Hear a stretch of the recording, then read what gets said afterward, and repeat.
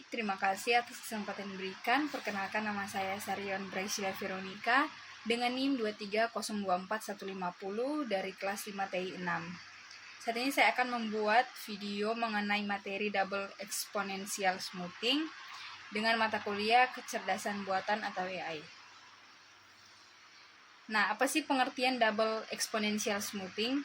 Double exponential smoothing adalah metode peramalan atau forecasting yang digunakan untuk data deret waktu atau time series yang memiliki tren. Nah, berbeda dengan single exponential smoothing yang hanya mempertimbangkan nilai masa lalu.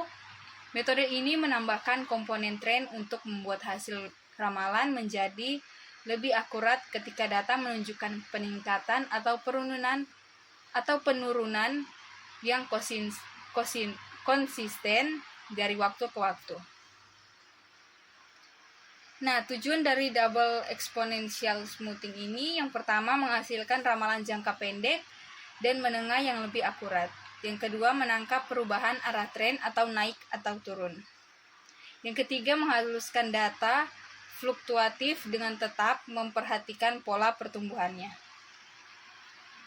Nah, kita masuk pada langkah-langkah perhitungan. Langkah yang pertama, hitung nilai pemulusan pertama atau S aksen T.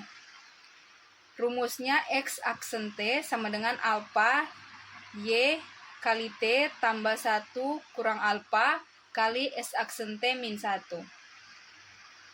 Nah, kita masuk pada langkah yang kedua, hitung nilai pemulusan kedua atau X double aksen T.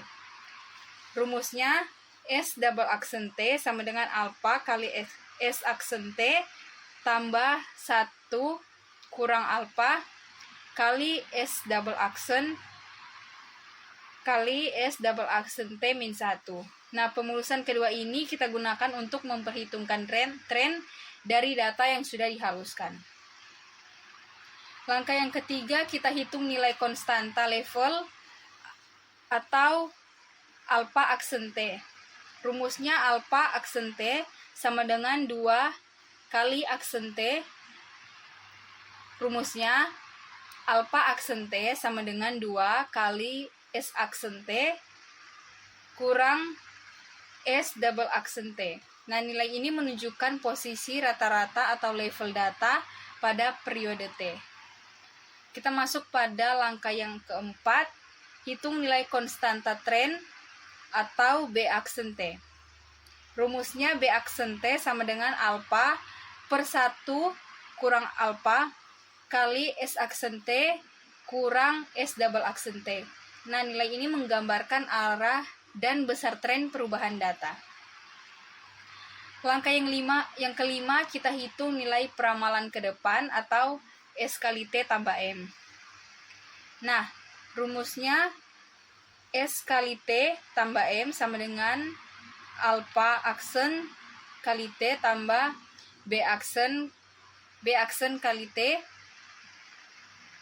kali M. Nah, kelebihan dan kekurangannya. Kalau kelebihannya, metode ini mampu memberikan hasil peramalan yang lebih akurat, terutama untuk data yang memiliki kecenderungan naik atau turun karena sudah memperhitungkan unsur tren. Proses perhitungannya juga relatif karena sederhana dan mudah diterapkan dibandingkan metode peramalan yang lebih kompleks. Nah, selain itu juga metode ini responsif terhadap perubahan pola data sehingga dapat menyesuaikan hasil ramalan ketika terjadi perubahan tren data secara tiba-tiba. Nah, kekurangannya dalam metode ini yaitu tidak cocok digunakan untuk data yang memiliki pola musiman karena hanya fokus pada tren, bukan siklus musiman. Nah, hasil peramalan juga sangat bergantung pada pemilihan nilai alfa.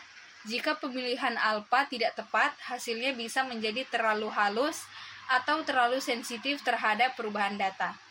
Nah, selain itu, karena melibatkan 2 kali proses pemulusan, perhitungannya sedikit lebih panjang dibanding single exponential smoothing. Nah, kesimpulannya, metode double exponential smoothing merupakan pengembangan dari single exponential smoothing dengan menambahkan unsur tren agar hasil ramalan lebih akurat untuk data yang cenderung meningkat atau menurun. Proses ini juga melibatkan dua tahap pemulusan dan menghasilkan dua parameter utama, yaitu level alpha aksente dan tren B aksente yang digunakan untuk meramalkan periode mendatang. Nah, sekian materi yang dapat saya sampaikan. Terima kasih.